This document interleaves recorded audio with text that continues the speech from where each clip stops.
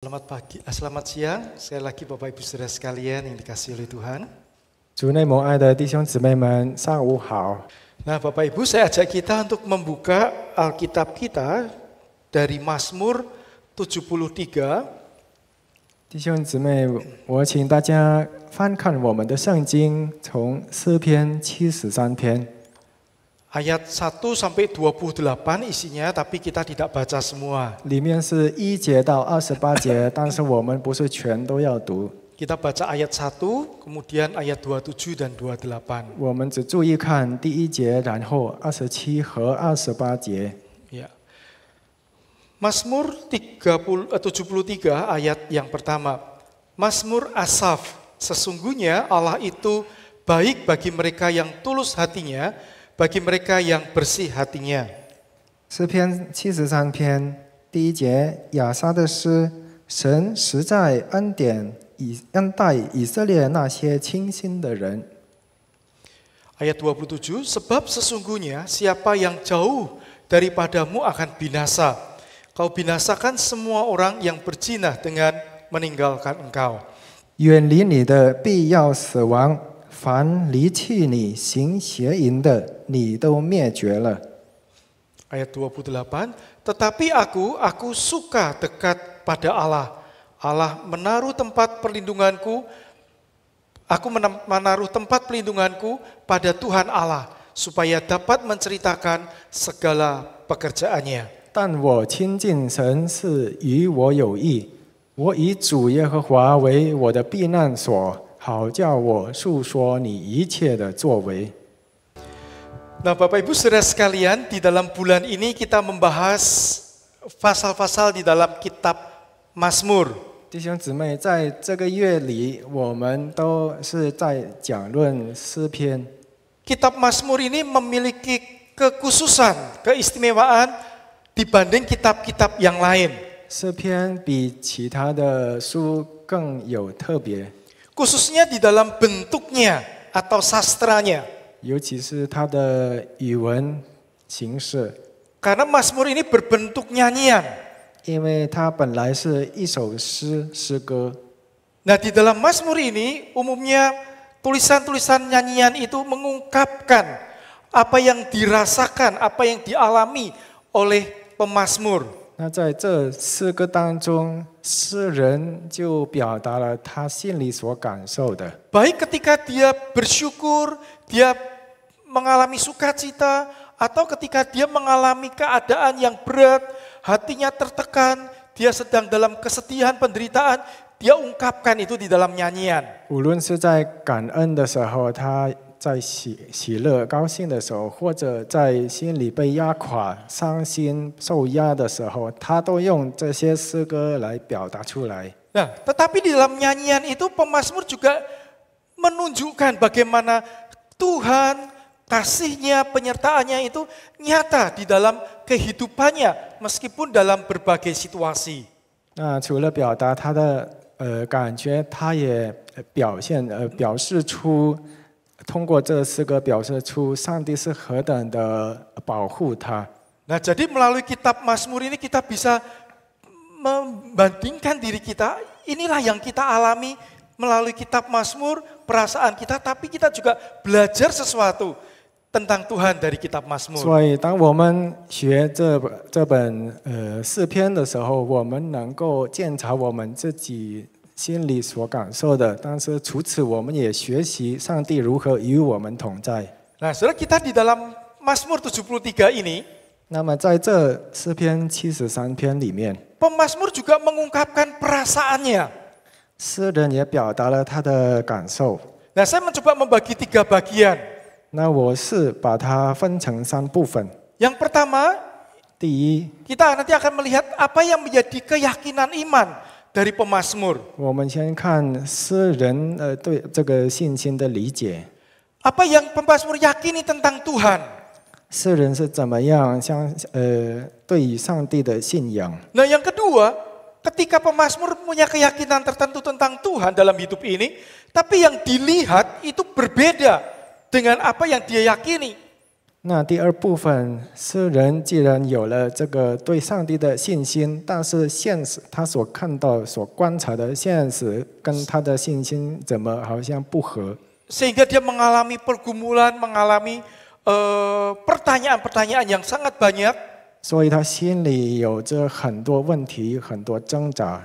Namun kemudian yang ketiga, justru di kondisi yang seperti itu, dia menemukan bagaimana seharusnya dia beriman kepada Tuhan. 那么在第三部分，恰恰在这样的情况当中，他才真正的能够有这个信心的更新。 Buat Bapak Ibu yang membawa Alkitab, baik elektronik maupun buku sambil dibuka, nggak apa-apa karena nanti kita sambil lihat ayat-ayatnya itu. 如果你们带圣经或者用手机看圣经，你们可以一边听听到一边看你们的圣经。 Nah, di dalam ayat yang pertama, 在第一节， pemazmur mengungkapkan keyakinannya, pemahamannya tentang siapa itu Tuhan. 诗人表达出来他对信心、对上帝的信心的理解。 Seperti apa itu Tuhan? 上帝是怎么样的上帝？ Dia katakan sesungguhnya Allah itu baik bagi mereka yang tulus hatinya, bagi mereka yang bersih hatinya. 第一节，神实在恩待以色列那些清心的人。 Jadi Allah itu baik kepada orang yang bersih hatinya, tulus hatinya. 在印尼文说是神对那清心诚心的人是好的， Itu artinya adalah 这就表示 seharusnya kalau orang itu adalah orang yang sungguh-sungguh hidup dalam kebenaran, 如果人真正活在义的路上， maka sangat masuk akal sekali bahwa dia adalah orang yang diberkati dalam segala kebaikan Tuhan. Betul tidak? 那么就也很合理。如果上帝赐福于他，是不是？ Apa hal-hal yang baik dia alami itu dari Tuhan. 他会从上帝得到很多的好事。 Nah, sebaliknya secara logika adalah kalau dia adalah orang yang jahat, 反过来，按照逻辑的话，如果是恶人， maka Tuhan pasti akan berbuat hal yang juga memberikan yang tidak baik kepada dia. 那么上帝就会给他不好的事情。 Itu logikanya begitu. 就是按照我们人的逻辑这样想。 Nah, sudah tetapi apa yang disaksikan oleh pemazmur itu berbeda. 但是世人所看到的、所观察的是不一样。 Justru dia mendapati di dalam pengalaman hidupnya ketika dia melihat dirinya sendiri maupun melihat orang lain, 他反而在观察自己，并且观察别人的时候， tidak sedikit orang yang sungguh-sungguh dengan Tuhan, 发现有不少真心对于上帝的人， mengikut Tuhan dengan setia, 忠心的跟随上帝， dia mengalami masalah ekonomi dalam hidupnya. 反而在生活中经历了经济的问题。 Kemudian bukan hanya masa tuanya dia sakit, tapi belum sampai tua dia sudah mengalami sakit yang cukup parah. 然后又患什么某种病， Maka dia melihat ini orang mengasihi Tuhan, harusnya semua hal baik dia alami. Kenapa dia mengalami hal yang tidak baik secara manusia? 所以世人所看到的就是这样一个好人，但是怎么经历了不好的事情。 Sebaliknya dia melihat kalau kita baca ayat-ayat itu, ya, 反而如果大家看以下那些 dia 经节， melihat bahwa ada orang-orang yang berbuat jahat kepada orang lain, 他看到有些恶人对别人做坏事， ada orang yang menentang Tuhan, 还有抵挡上帝的人， tapi hidupnya itu sangat diberkati. 但是他的生活好像满满的被祝福。 Nah, itulah sebabnya bagian kedua ini menjadi pergumulan, kebingungan dalam diri atau hati pemazmur melihat kenyataan ini. 所以第二部分这个就是世人在那边就挣扎看到这些情况， Karena dia melihat ada orang-orang yang tidak menghormati Tuhan, tidak takut kepada Tuhan, dan juga tidak menghargai orang lain, tetapi hidupnya selalu lancar. 因为他看到一些人不敬畏上帝，不尊重上帝，也不尊重别人，但是他的生活好像很顺利， Bahwa dia tidak pernah mengalami sakit, 他没有得到病， Di ayat itu ditunjukkan, dikatakan sehat dan kuat tubuhnya. 在那边说他身体很健康、很壮实。 Saya umur 30 lebih aja sudah kena boyok. 我当时30多岁就有了这个腰 Walaupun 痛， sekarang sudah sembuh, tetapi orang ini tidak pernah mengalami sakit. 虽然现在好了，但是这些他所看到的那些人没有得到病。 Terus pemazmur melihat orang ini juga dikatakan tidak pernah mengalami kesusahan yang biasanya dialami oleh orang pada umumnya. 而且诗人也说，他看到了那些恶人没有经历到一些没有人平常会遇到的困难。 Dan dikatakan bahwa orang ini sangat diberkati secara finansial atau prosperity, yaitu kaya dia. 而且他们好像很丰裕。 Nah, jadi dia membandingkan, sedangkan ada orang lain yang sungguh-sungguh termasuk hidupnya, kenapa tidak seberuntung orang ini? 所以诗人做个比较，为什么这个人好像很有福，另外一个人不怎么那个？ Sudah ada seorang pemain sepak bola 那么有一个足球运动 berasal 员， dari Ghana, Afrika. Ghana. Ghana. 是 Dari 从加 Afrika. 拿非洲加拿国来的。 Nah, dia bermain di Liga Inggris. 他是在英格兰足球联赛中踢足球。 Bernama Christian Atsu. 他名叫 Christian Atsu。 Nah, dia pemain yang sangat baik, walaupun namanya tidak terlalu terkenal, tapi dia pemain sangat baik. 他踢的足球很好，虽然不是很有名，但是踢得好。 Dan kemudian dia pindah ke Turki, bermain di salah satu klub di Turki. 然后他搬到土耳其，在那边参加一个俱乐部踢足 Dia 球。 terkenal orang yang sangat sungguh-sungguh pengikut Tuhan. 他是真心跟随主的人。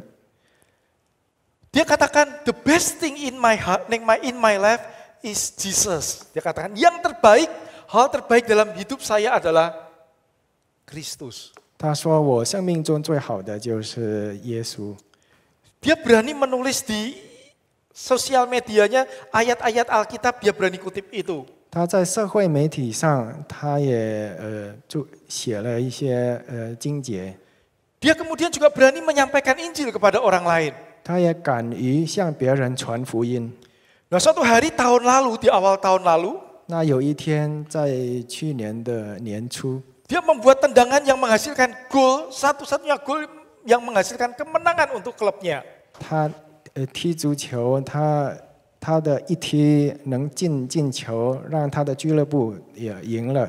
Tetapi keesokan harinya 但是第二天， terjadi gempa di Turki, 在土耳其发生了地震， khususnya di kota itu tempat dia tinggal yang dulu itu namanya kota Antioquia di dalam Alkitab, itu sekarang ada di Turki itu namanya Ankaya atau apa, tapi mirip-mirip ya dengan Antioquia, itu yang ada di Alkitab.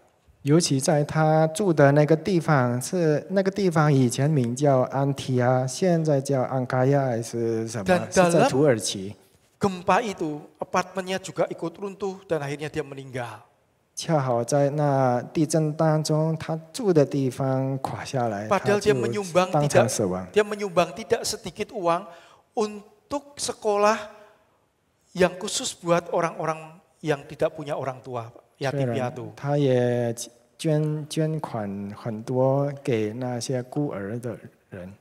Saudara, kalau kita lihat begini, pertanyaannya seolah-olah yang bisa muncul dalam hati kita, di mana keadilan Tuhan? Betul? 那么看到这些事实，我们心里常常会发出这个问题，就是上帝的公义在哪里？ Kalau Allah betul baik untuk orang-orang yang setia kepada Dia, bukankah seharusnya orang ini tidak mengalami seperti itu?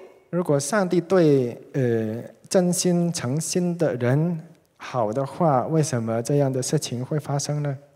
Kalau Allah itu betul adil, maka justru yang harusnya terjadi adalah orang yang jahat mengalami seperti itu, bukan orang yang baik. 如果上帝真的公义的话，应该是患难的人不是他，而是那些坏人。 Yang hidupnya takut Tuhan, yang hidupnya justru membantu orang lain. 他是敬畏上帝的人，愿意帮助很多人。 Nah, saudara, ketika kita bicara soal keadilan Tuhan, kita mesti hati-hati. 那么论到上帝的公义，我们就要小心。 Mungkin kita pernah ditipu. 我们可能受过骗， Mungkin pernah ada orang berbuat jahat pada kita. 可能有人曾经对我们有害。 Terus kemudian kita katakan, Tuhan kalau engkau adil, harusnya engkau bikin orang itu celaka. 然后我们对上帝说：“上帝，如果你公义的话，那你应该让这个害我的人受害了。 Orang sejahat itu, dia makin jahat, tapi makin kaya. 这么坏的人怎么越来越有钱？” Saudara, kalau bicara keadilan Allah, 那么如果我们讲论到上帝的公义的时候， menghukum orang berdosa, 惩罚恶人， saudara, saya pikir kalau Allah betul-betul mau menyatakan keadilannya secara nyata buat semua orang di dunia ini, 如果上帝真正要实行他的公义的审判对全世界的人的话， dia mau menunjukkan murkanya kepada dunia ini, 他要显出他的怒气， bukan hanya kepada orang yang berbuat jahat kepada kita, 不但那些对我们有害的人， bukan hanya orang itu, 不但这些人， tapi kita juga seharusnya mendapat hukuman, bukan? 但是我们自己也应当受罚。 Kalau Allah betul-betul menyatakan keadilan dan murkanya, 如果上帝真的要实行他的公义的审判的话， kita juga adalah orang yang sepantasnya dihukum 我们也 dan 是 dimurkai Tuhan. 应该受到上帝的怒气，受到惩罚的 Dan 人。 kalau seperti itu sudah tidak ada harapan buat manusia. 那如果真的这样的话，人就没有希望了。 Itulah sebabnya Alkitab dengan tegas mengatakan Allah datang ke dalam dunia, dalam diri Yesus untuk menggantikan hukuman dosa yang seharusnya kita tanggung, Dia yang menanggungnya untuk kita. 所以圣经就很清楚的向我们见证，上帝以基督的身来到世上，为要担当我们的罪。 Dan Dia berbelas kasihan menawarkan keselamatan untuk kita yang mau percaya kepada 他 Yesus. 向我们发怜悯，他提供给我们，如果我们愿意接受那个在主基督里面的救恩。 Nah, saudara, tetapi ketika kita melihat ada orang-orang yang berbuat baik tapi mengalami seperti itu, sulit untuk mengerti. 那么，当我们看到一些好人遇难，我们就不明白。 Sampai pemazmur mengatakan, 诗人甚至说 dia bilang, sia-sia aku memelihara imanku. 我守住我的信心也是徒然的。 Kalau ini yang aku alami. 如果我经历了这些事情， Sia-sia mengikut Tuhan. 跟随上帝是徒然的。 Tapi kemudian dia berkata, 但是后来他也说， kalau aku mau mengatakan seperti itu, sia-sia ikut Tuhan. 如果我说这么一句，就是跟随主是徒然的， Maka aku sudah mencelakakan anak-anakku. 那么我就对我的子孙有害了。 Sebab nenek moyangku betul-betul mengenal Tuhan dan aku bisa percaya oleh karena mereka mengalami Tuhan yang baik. Masa aku harus menyangkal Tuhan sehingga anak-anakku meninggalkan Tuhan? 因为我前辈、我祖先都已经经历到上帝的好处，那我现在要违背上帝，要害我的子孙吗？ Maka kemudian dia mencari tahu, Tuhan lalu bagaimana ini Tuhan? Mengapa ini? Saya tidak mengerti. 所以他就对于这个他不明白的事情上寻求上帝，询问上帝。 Saudara, bisa saja terjadi dalam hidup kita banyak hal yang kita tidak tahu, bukan? 那么在我们的生命当中，岂不是有很多我们不明白的事情吗？ Ada orang baik-baik mesti mengalami cancer di usia yang muda, mengalami perawatan yang begitu berat, anaknya masih kecil-kecil.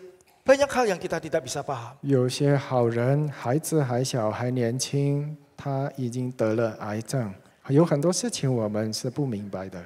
Saudara, itulah yang juga jadi pergumulan pemazmur. 这就是世人也所挣扎的问题。 Dia katakan ketika aku mau coba mengerti, aku tidak bisa mengerti. Betul-betul aku merasa bodoh. 他说：“当我想要明白，我真的不明白，我真的无知。” Lalu dikatakan di dalam ayat-ayat yang di pasal 73 ini. 然后接下来在一些经节里面也说， Maka ketika dia tidak tahu, dia datang ke rumah Tuhan. 所以当他不明白的时候，他就来到上帝的殿中。 Ketika dia tidak tahu, tidak bisa mengerti semua yang terjadi, dia datang mendekat kepada 当 Tuhan. 他不明白所发生的事情，他就来亲近上帝。 Saudara, pada waktu dia datang dekat kepada Tuhan, 当他来救上帝的时候， dia menemukan di dalam Alkitab 他发现在上帝的话里面， bahwa kalau orang yang jahat, 坏人 orang yang jahat sekali kepada orang lain, 非常坏的人， tapi dia tetap sukses, 但是还是有成功。 bukan berarti tidak ada hukuman untuk orang itu. 这并不表示对于那个人完全没有惩罚。 Dia melihat bahwa akhir orang-orang yang demikian adalah adanya penghukuman di dalam kebinasaan. 他看到了这种人的结局，还是在上帝里面有惩罚的， Sebab dia menolak Tuhan. 因为他拒绝上帝。 Nah, saudara, ketika kita berpikir, masa sih begitu? 弟兄姊妹，当我们想，难道真的是这样？ Saudara, kepinginan kita kan kalau lihat orang jahat langsung dihukum, betul nggak? 我们所希望的就是一看到坏人，就希望他快快受惩罚。 Saudara, pada waktu saya baca Roma pasal yang pertama, 当我看罗马书第1章的时候， di situ ada orang yang dia berbuat salah, 在那边有讲述，人犯罪了， Tuhan kasih tahu, 上帝已经提醒他， tapi dia tidak mau tahu. 但是他不理， Dia mengeraskan hati, 他硬着心， mengeraskan hati. 硬着心。 Di dalam Roma pasal 1 itu ditulis, 在罗马书第1章写到， maka Tuhan menyerahkan mereka kepada dorongan hati mereka untuk melakukan dosa. 上帝就把他交给他们心里的情意，任凭他们犯罪。 Jadi saudara, kalau ada orang yang jahat, 所以弟兄姊妹，如果有坏人， dan kita tahu dia sudah mencelakai banyak orang, dan dia tetap kaya dan makin kaya, 他也害了很多的人，但是他一直越来越发财的话， dan seperti di dalam pasal ini dia bisa berkata, Tuhan itu nggak tahu. Dia nggak tahu apa yang saya lakukan. Buktinya saya tetap kaya, 他甚至还 tetap sehat. 夸口说，上帝不知道我所做的事情，我还是能够发财。 Saudara, ketika orang itu mengalami hal yang demikian, tetap jahat tapi tetap sehat dan kaya, jangan-jangan itu sudah sampai satu titik Tuhan menyerahkan mereka kepada dorongan hati mereka, sehingga mereka merasa tetap baik-baik saja ketika mereka berbuat dosa. Wah, ini sangat mengerikan. 当有人这样，就是他做很多坏事，但是他还是越来越发财，恐怕他处在这么一点，就是上帝已经任凭他犯罪，就把他交给他们心里的情欲。 Artinya saya berbuat seperti itu baik-baik saja, terus saya lakukan.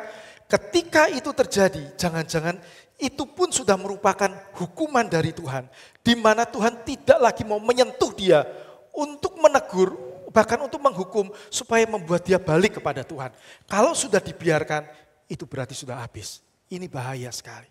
这个当有这样的情况就很危险，这就表示上帝就不任凭他去了。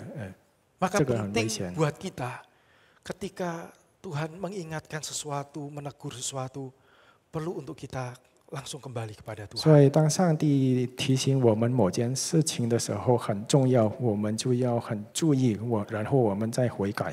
Nah, saudara, ketika pemazmur dekat dengan Tuhan, 那么当诗人亲近上帝的时候， dia akhirnya mendapatkan pemahaman bahwa betul, bahwa bukan masalah dia kayanya, tapi ketika dia kaya dan dilepas oleh Tuhan, apa artinya hidup ini? Maka dia melihat, maka baik bahwa ada Tuhan itu ada bersama-sama dengan saya. 所以诗人看到这些事情，那些他就认为还是好，我能够有主与我同在。 Nah, dia mengalami pembaharuan bahwa bukan kekayaan yang jadi ukuran, bukan kesehatan dan kelancaran semua yang jadi ukuran, tapi yang jadi ukuran adalah apakah Tuhan bersama dengan saya. 所以最主要并不是我们有没有发财，有没有健康的身体，而是最重要就是上帝有没有与我们同在。 Maka di dia dekat dengan Tuhan, dia menemukan orang yang seperti itu pasti akan ada waktunya. Terus kemudian yang kedua dia menemukan bahwa yang terpenting adalah ada Tuhan dalam hidup saya. Berkat Tuhan penting, tapi bukan itu yang terutama. 所以，当他发现这些事情，他看到那些恶人最终的结局是到时候会有那个惩罚，但是他发现最重要的还是不是那些祝福，而是有上帝与他同在。 Saudara, ada seorang penulis buku tentang bagaimana kita hidup di hadapan Tuhan. 有一个作者 Dia katakan hanya dengan mendekat kepada Tuhan. 说，唯有亲近神， Kita bisa melihat dunia dengan cara yang benar. 我们才能以正确的方式看待世界。 Karena dia Tuhan adalah sumber segala hikmat dan kebenaran. 因为它是所有智慧和真理的源头。 So, di dalam segala kebingungan kita tentang hidup ini, 弟兄姊妹，在我们这生命中有很多不明白的事情。 Pemazmur mengajak kita untuk dekat dengan Tuhan. 诗人要我们来亲近上帝。 Dekat dengan Tuhan itu seperti apa sih? 那么亲近上帝是什么样的情况呢？ Saudara, ada dua penulis buku yaitu Eugene dan Henry. 有两位作者是 Eugene Peterson 和亨利·诺文。